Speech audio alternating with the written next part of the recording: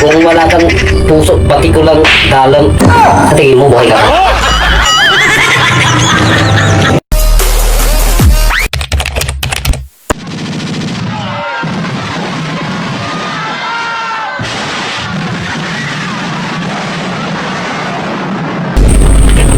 Mr. Pascual, ilan bang mga manok, pato, kambing, baboy ang napatay nyo?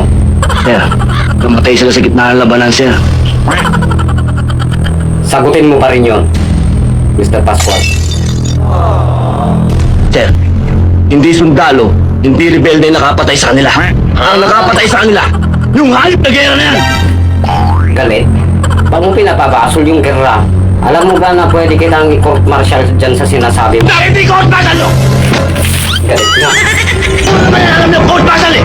Kayo kasi mga opisyal, ha? Bago ka lang dito! Bago sa tala! Kami, pag namamatay kami, matagal na namin kasama yan sa hirap at ginawa!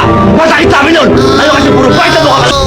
Alam mo, Mr. Pascual, kung anong yung suot mo, pares lang tayo sundalo. Kung ano yung suot mo, yun din ang suot ko. Yes, sir! Iba dito sa Mindanao! Dito sa Mindanao! Kailangan bakal ang puso mo! Bakal ang dibdib mo! Kailangan buo loob mo!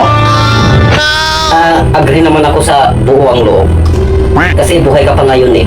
Saan ka pa nakakita ng hindi buo ang loob na buhay? Kung wala kang puso, pati ko lang dalam, sa tingin mo buhay ka pa? Shout out Reynaldo back then. And Joylin Velasco.